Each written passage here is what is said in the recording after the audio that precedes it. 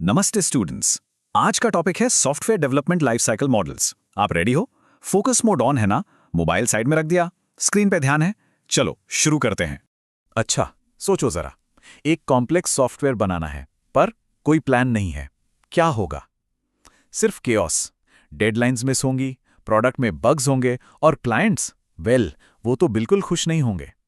तो इस पूरे केओस से बचने के लिए हमें एक स्ट्रक्चर, एक प्लान चाहिए। और वही स्ट्रक्चर है SDLC यानी सॉफ्टवेयर डेवलपमेंट लाइफ साइकिल।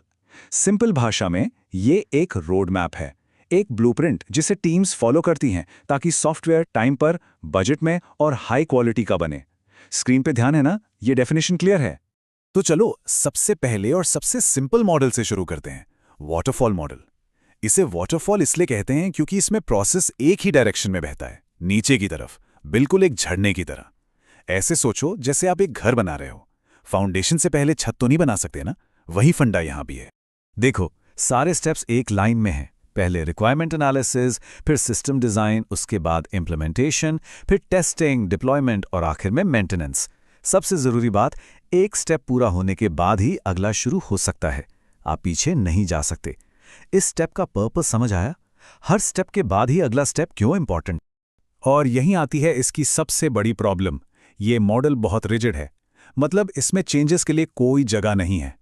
सोचो, आप टेस्टिंग फेज में हो और क्लाइंट कहता है, अरे मुझे एक फीचर बदलना है, तो क्या वापस जाना बहुत बहुत मुश्किल और महंगा पड़ेगा। तो इसका मतलब ये नहीं कि वाटरफॉल बेकार है।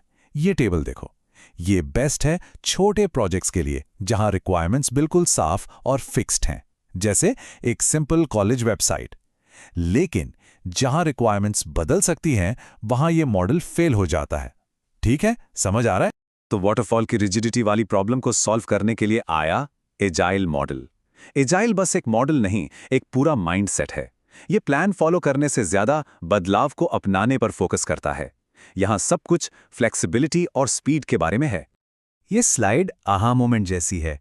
देखो, वाटरफॉल कहता है फॉलो द प्लान, बिल्कुल सीधा चलो। और एजाइल कहता है रिस्पॉन्ड टू चेंज, मतलब मार्केट के हिसाब से, यूजर फीडबैक के हिसाब से बदलते रहो। माइंड इधर ही है ना? प्रैक्टिकल सोच रहे हो या बस सुन रहे हो? अजाइल में काम होता है स्प्रिंट्स में। स्प्रिंट क्या है? ये एक छोटा टाइम बाउंड साइकिल है, नॉर्मली 1 से 4 हफ्ते का। हर स्प्रिंट के एंड में टीम एक छोटा वॉकिंग फीचर डिलीवर करती है। बेसिकली एक बड़े प्रोजेक्ट के अंदर छोटे छोटे मिनी प्रोजेक्ट्स। और ये है एजाइल मैनिफेस्टो के 4 पिलर्स।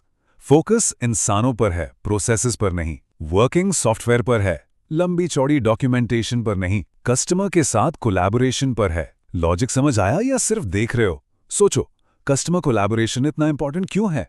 क्योंकि एंड में प्रोडक्ट उन्हीं के लिए है, उनका फीडबैक ही सब कुछ है। ओके, तो हमने सिंप्लिसिटी देख ली वाटरफॉल में और फ्लेक्सिबिलिटी देख ली अजाइल में। पर उन बड़े हाई स्टेक्स प्रोजेक्ट्स का क्या जहां गलती की कोई गुंजाइश ही नहीं है, जैसे बैंकिंग सॉफ्टवेयर या एरोस्पेस सिस्टम्स? ऐसे प्रोजेक्ट्स में सबसे इंपॉर्टेंट चीज होती है रिस्क मैनेजमेंट। और इसके लिए बना है स्पाइरल मॉडल। ये रिस्क को हैंडल करने के लिए डिजाइन किया गया है। इसके हर साइकिल यानी हर घुमाव में 4 फेजेस होते हैं: प्लानिंग, रिस्क एनालिसिस, इंजीनियरिंग मतलब डेवलपमेंट और टेस्टिंग, और आखिर में इवैल्यूएशन जहां क्लाइंट से फीडबैक लिया जाता है। और ये साइकिल बार बार चलता रहता है। तो इसका मेन फोकस क्या है? रिस्क को मैनेज करना। इसका एक ही मकसद है, बड़े से बड़े रिस्क को शुरुआत में ही पहचान कर खत्म कर देना। अगर इंटरव्यू में ये पूछा गया तो बता पाओगे? स्पाइरल मॉडल का मेन एडवांटेज क्या है? इसका मेन एडवांटेज है अर्ली रिस्क डिटेक्शन। सीरियसली सीख रहे हो या टाइम पास? चलो, बहुत थ्योरी हो गई। अब देखते हैं प्रैक्टिकली एक मॉडल कैसे चूज करते हैं। ध्यान से देखना, मैं स्टेप बाय स्टेप कर रहा हूं। तो सिनारियो ये है, आपको एक नया सोशल मीडिया ऐप बनाना है। रिक्वायरमेंट्स अभी क्लियर नहीं है, यूजर के फीडबैक से फीचर्स बदलेंगे। तो आप कौन सा मॉडल यूज करोगे? वाटरफॉल, अजाइल या स्पाइरल? सोचो सोचो।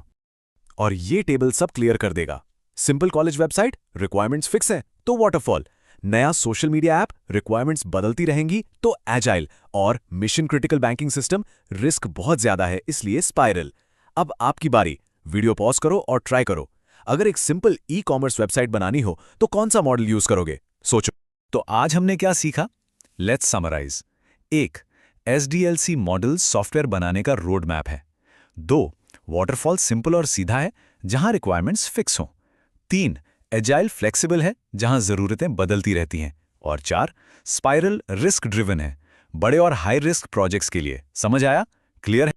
लेकिन सुनो, सिर्फ देखने से याद नहीं रहेगा। अब आपका काम है प्रैक्टिस करना।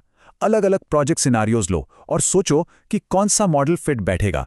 क्लाइंट के सामने प्रेजेंटेशन देना हो तो कॉन्फिडेंट रहना पड़ेगा, है ना? और जाते जाते एक सवाल, जैसे जैसे टेक्नोलॉजी बदल रही है, आपको क्या लगता है अगला बड़ा SDLC मॉडल कैसा होगा? AI ड्रिवन या कुछ और? अगर कोई डाउट है तो कमेंट सेक्शन में बताना। नेक्स्ट सेशन में हम अगले टॉपिक को देखेंगे। All the best.